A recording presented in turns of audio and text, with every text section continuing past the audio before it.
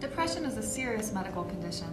It is more than just having the blues or feeling sad, as everyone will typically experience these at some point in their life. Instead, the feelings of sadness or the blues associated with depression are long-lived and persist for a significant amount of time. Depression interferes with daily living.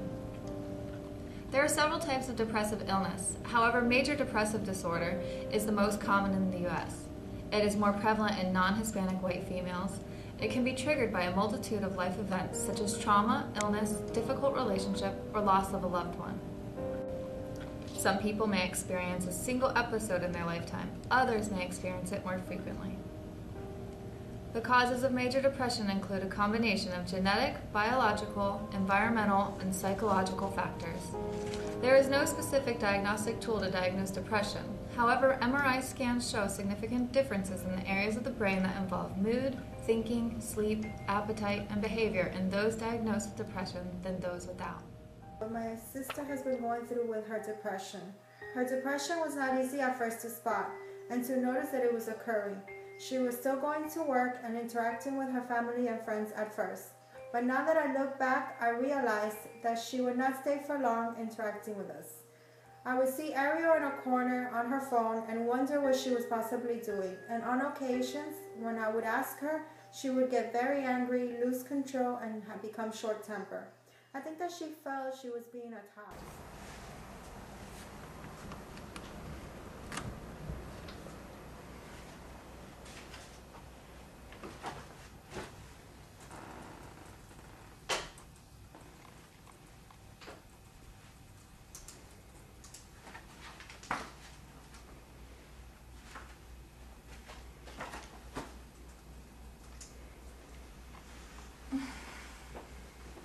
Ariel, what's wrong?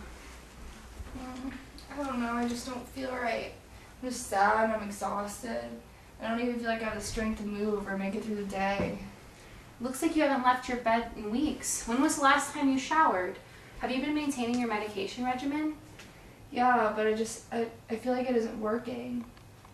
All I want to do is eat and sleep. It gained me like 10 pounds in a month. I can't focus on my schoolwork. I don't even want to get out of bed. I just feel like all the stress and pressure from school, they made me not want to do anything. Have you tried switching or have you recently adopted a new medication? Sometimes medications used for treating depression can take days or weeks to feel the full effects. Yeah, I remember my doctor mentioning that. But I haven't switched and I've been taking the amitriptyline for almost a month now. And I just don't feel any different. You know that there are other things that you can do to make yourself feel better, right? No. Like what? Come on, I'll show you. I don't want to get out of bed. Come on. Let me bring this. I suggested a few different types of complementary and alternative therapies to Ariel that I learned about in nursing school. People often use the terms complementary and alternative interchangeably when the two refer to different concepts. Complementary typically means in conjunction with conventional medicine, whereas alternative means in place of conventional medicine. What I suggested to Ariel was that she use complementary therapies in conjunction with her medication regimen prescribed by her doctor to help with her depression. I talked with Ariel about the concept of massage as a relaxation technique in order to deal with her depression. Research supports the general conclusion that massage therapy is effective.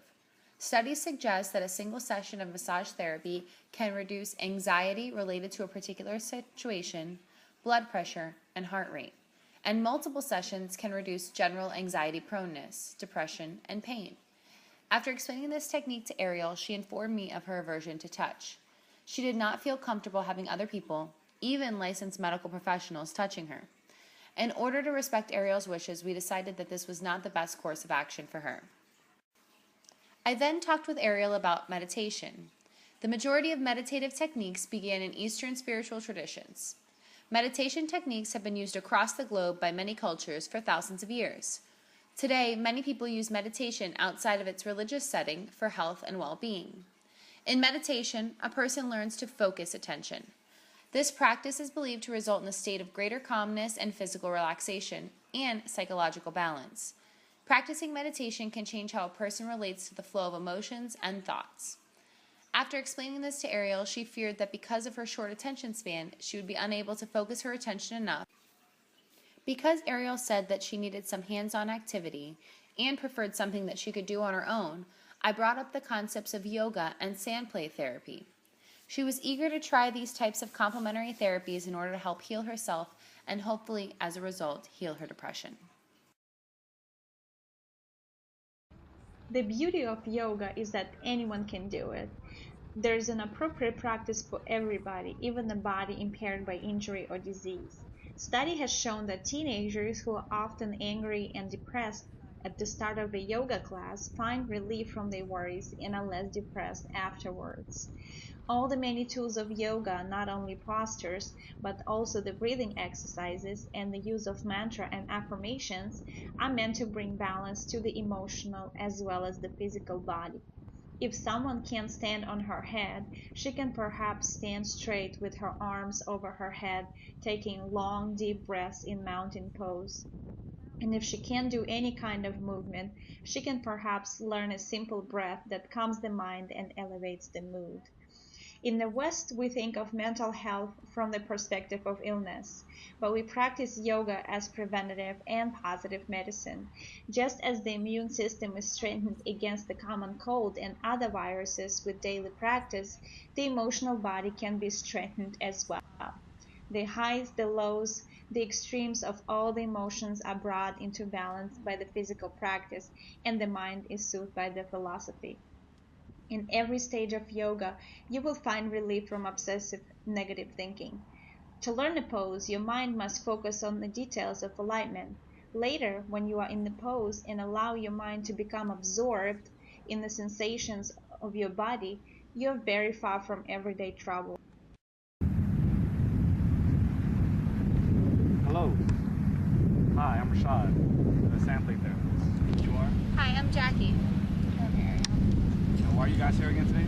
Ariel is battling with a little bit of depression, and we thought that maybe using some complementary therapies such as sand play would help. Well, hopefully I can take you out your depressive state of mind. Before we enter the circle, there's one thing. We all must have a positive energy field. See, as human beings, we all bring in a energy field that can be transmitted among each other. Just like when you throw pebbles into a pond, each frequency meets up at some point. And inside the circle, all of our energy fields meet up. But it won't work if each energy field is not positive. So we must make sure that each energy field is positive so that our energy field may be amplified. And with that being said, we enter. Take a seat.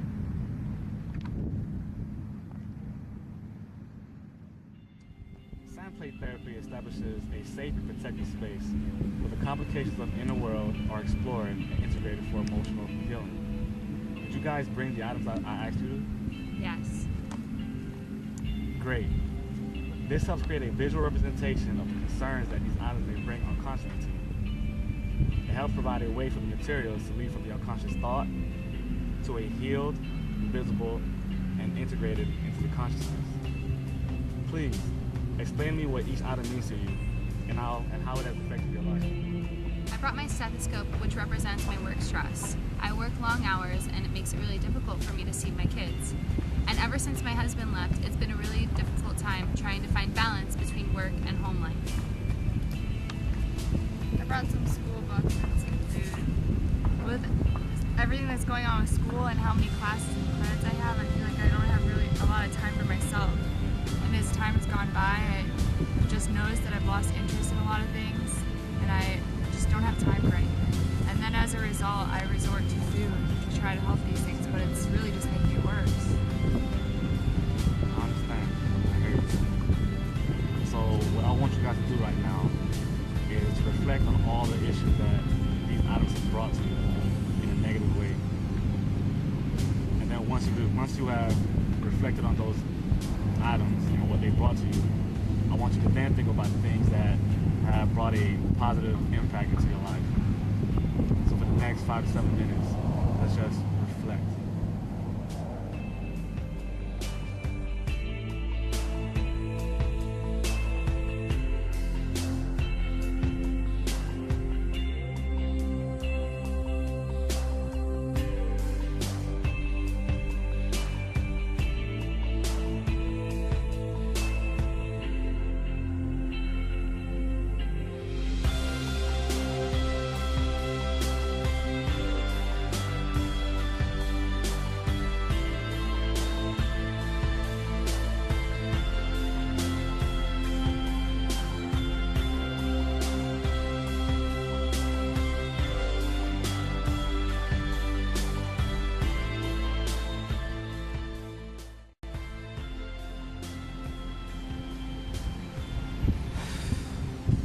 So now that we've sat here and reflected, can you all tell me what were the negative and positive thoughts that you reflected on?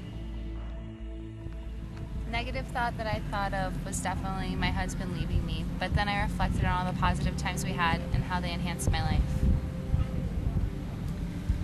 I was thinking about just the stress and everything from school, and the positive thing that I was thinking about was spending time with my family and my friends and just being active and getting outside. Well, hopefully, the more you do this and the more you think positive about the good things in your life, it'll help you get away from the negative emotions and the negative energy fields that surround you right now.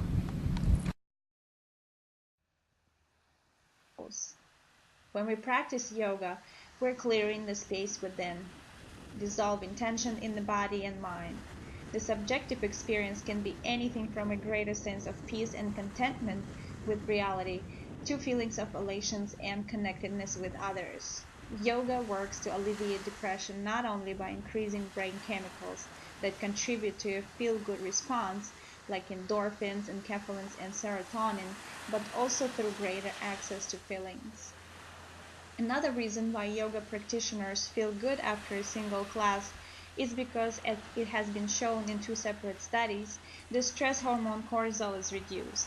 In another study, when daily yoga sessions were offered to hospitalized psychiatric patients, the authors of the study observed that following a yoga session, patients feel a sense of relaxation and mild euphoria, lasting for several hours. After 8 to 10 days of daily practice, certain physical symptoms may start to disappear. And after a period of 1 to 2 months, psychiatric symptoms may start to diminish.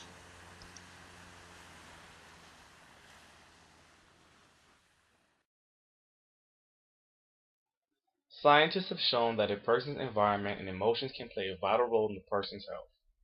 This is why we do sand play therapy on the beach, so that the client can have a good feeling about the surrounding area, place them in a relaxing state of mind.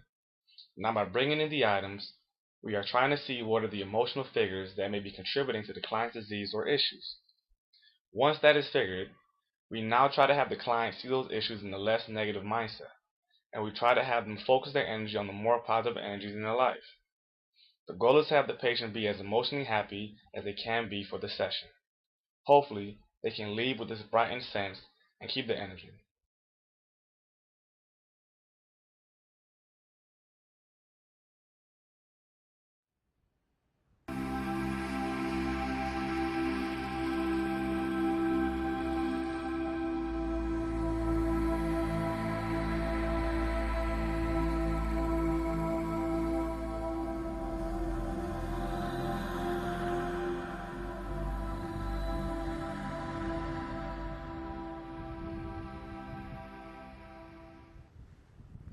Seeing Ariel smile at the end of the session showed me that this session benefited her. Sand play therapy can be done without a real therapist, but the same healing environment and positive energy feel must stay consistent each time it is done. Hopefully, Ariel will continue to do the sessions with me or on her own throughout her life journey.